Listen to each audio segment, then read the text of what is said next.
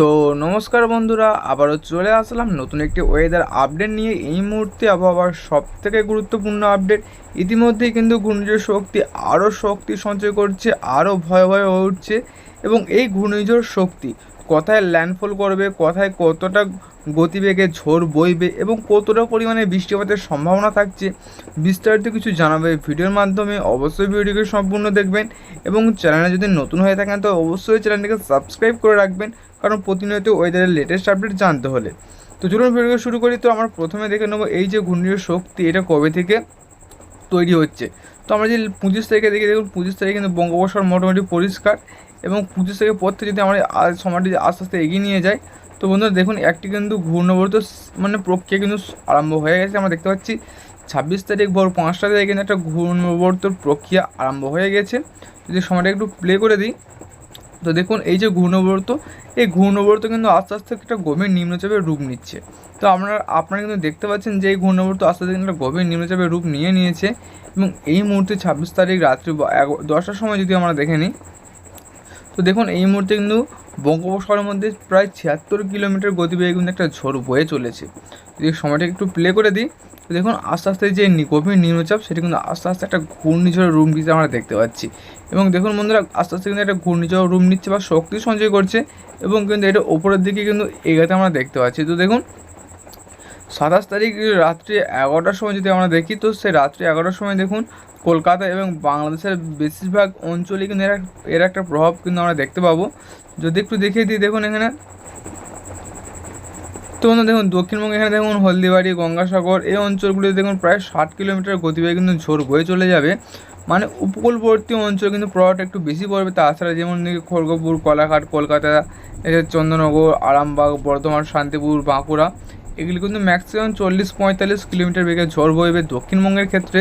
এবং বাংলাদেশের উপকূলবর্তী অঞ্চল যেমন থাকছে কলাপাড়া, মাঠবাড়িয়া, লালমোহন, শ্যামনগর, এগুলিতে দেখুন যদি আমরা কলাপাড়ায় দেখে নিই, সেখানে প্রায় 65 কিলোমিটার গতিবেগে একটা ঝড় বয়ে যাবে। তাছাড়া মাঠবাড়িয়া, লালমোহন, ফিরোজপুর, বরিশাল, মতিরাট, খুলনা, সাতক্ষীরা, যশোর, লাহাগাড়া, মাদারীপুর, ফারিদগঞ্জ, সেনবাগ, এই কয়েকটি অঞ্চলের মধ্যে দেখুন প্রায় 50 থেকে 55 কিলোমিটার কিন্তু একটা ঝড় বওয়ার সম্ভাবনা থাকছে। যদি সময়টাকে আমরা আরেকটু প্লে করে দিই, তো এটা কবে পুরোপুরিভাবে ল্যান্ডফল করছে, আছড়ে পড়তে পারে কথায়, সেটাও একটু দেখিয়ে দেবো আপনাদেরকে।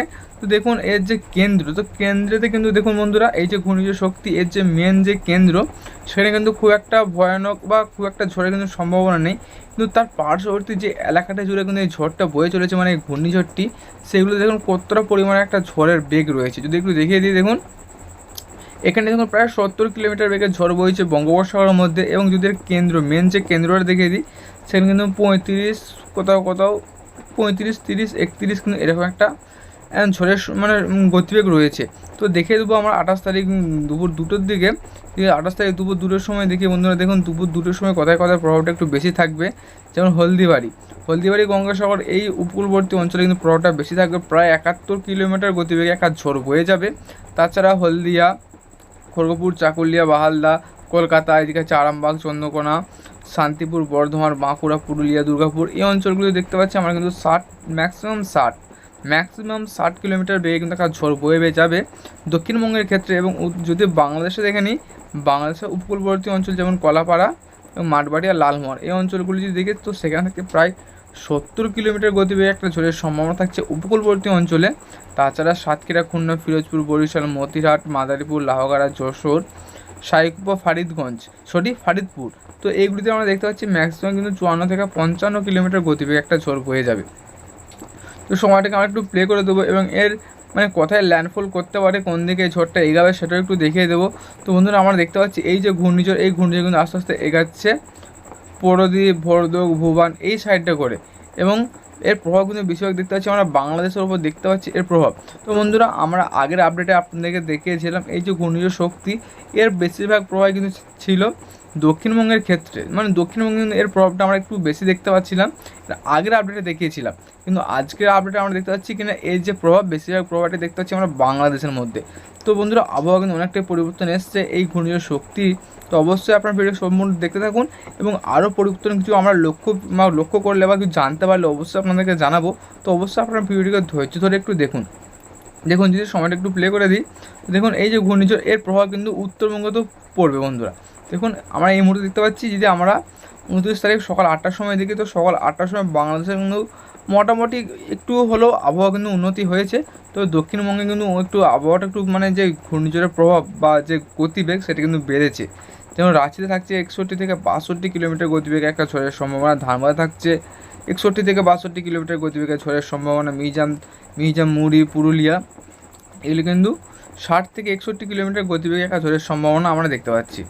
যদি সময়টা একটু প্লে করে দিই, দেখুন সময় একটু পরবর্তী সময় একটু প্লে করে দেবো এবং পরবর্তী সময় দেখে নেবো এটা কোন দিকে এগাতে পারে। তো দেখুন বন্ধুরা প্রচুর পরিমাণে কিন্তু জলীয় বাষ্প ঢুকছে আরব সাগর থেকে, এবং আরব সাগর যদি আমরা দেখে নিই সেখানে কিন্তু ম্যাক্সিমাম 80 থেকে 81 কিলোমিটার গতিবেগে কিন্তু একটা হাওয়া বা ঝড় বয়ে যাচ্ছে, এবং সেই ঝড়ই কিন্তু আস্তে আস্তে বঙ্গোপসাগরের মধ্যে দিয়ে আসছে। তো যদি সময়টা একটু প্লে করে দিই, তো বন্ধু অবশ্যই আপনার ভিডিও একটু ধৈর্য ধরে দেখুন। বৃষ্টি মোডটাও যদি দেখিয়ে দেবো বৃষ্টিটার কথায় কতটা পরিমাণে হওয়ার সম্ভাবনা থাকছে, বৃষ্টিতে কি কোনো রকম পরিবর্তন এসছে কি আসেনি সেটাও কিন্তু আপনাদেরকে দেখিয়ে দেবো। তো অবশ্যই ভিডিওকে একটু সম্পূর্ণ ধৈর্য ধরে একটু দেখতে থাকুন। তো বন্ধু দেখুন আমার দেখতে পাচ্ছি 30 তারিখের মধ্যে কিন্তু এটা মোটামুটি পরিষ্কার হয়ে যাচ্ছে, তো পরিষ্কার হচ্ছে না, তবে এর যে গতিবেগ কিন্তু গতিটা অনেকটাই কমে যাচ্ছে। তো একটু বৃষ্টি মোডে যেও দেখিয়ে দেবো যে বৃষ্টিটা কতটা পরিমাণে হওয়ার সম্ভাবনা থাকছে। তো অবশ্যই আপনারা একটু ধৈর্য ধরে দেখুন, বৃষ্টি মোডটা যে একটু দেখিয়ে দেবো বৃষ্টিটা কতটা পরিমাণে হওয়ার সম্ভাবনা থাকছে। তো বন্ধুরা আমরা যে লাস্ট 30 তারিখ রাত্রি 11টার সময় যদি দেখে নিই, তো দেখুন নাগপুরে কিন্তু ব্যাপক একটা বৃষ্টির সম্ভাবনা রয়েছে। যদি সময়টা একটু পেছিয়ে আনি, যদি 29 তারিখটা যদি দেখি বন্ধুরা, দেখুন 29 তারিখের কথায় বৃষ্টি একটু বেশি হতে পারে। তো দেখতে পাচ্ছি 29 তারিখে কিন্তু বাংলাদেশের প্রত্যেকটি অঞ্চলে কিন্তু বৃষ্টিটা রয়েছে। আমরা দেখতে পাচ্ছি বিশেষ করে উপরের দিকে অঞ্চলগুলি যেমন ময়মনসিংহ, এখানে থাকছে মাদান, কিশোরগঞ্জ, লাখাই, সিরাজগঞ্জ, সরিষাবাড়ি, বগুড়া, সিংড়া, রাজশাহী, মধেপুর, চারাজিপুর এগুলি কিন্তু একটা বৃষ্টিটা রয়েছে হালকা রকমভাবে। আমরা দেখতে পাচ্ছি 29 তারিখ সকাল 11টার দিকে। তাছাড়া দক্ষিণবঙ্গের এদিকে দেখুন দক্ষিণবঙ্গের প্রত্যেকটি অঞ্চলে কিন্তু বৃষ্টিটা আমরা দেখতে পাচ্ছি একটা ভয়ানক বৃষ্টি।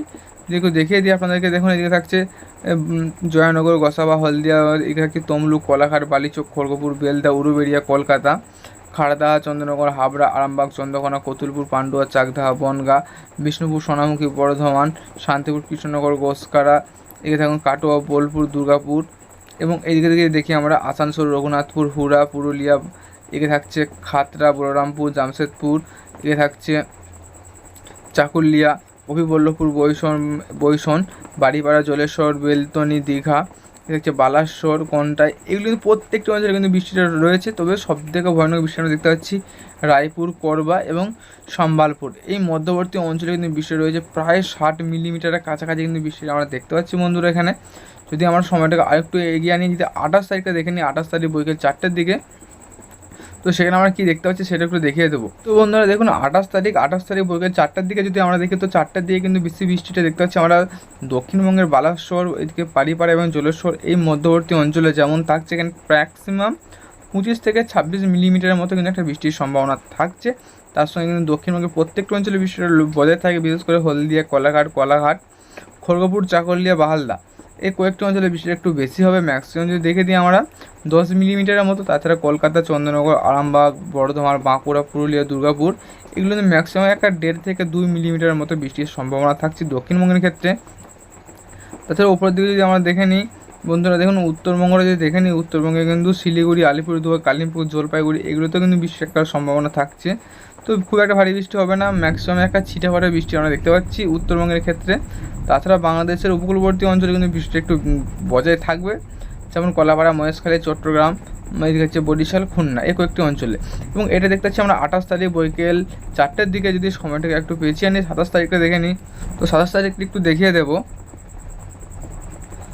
দেখুন 27 তারিখে যে বৃষ্টি সেটা কিন্তু শুধুমাত্র দেখতে পাচ্ছি আমরা বঙ্গোপসাগরের মধ্যে দেখতে পাচ্ছি, এবং বঙ্গোপসাগরে ব্যাপক হারে একটা বৃষ্টিটা হবে। ম্যাক্সিমাম কিন্তু আমরা দেখতে পাচ্ছি 71 মিলিমিটারের মতো কিন্তু একটা বৃষ্টির সম্ভাবনা থাকছে।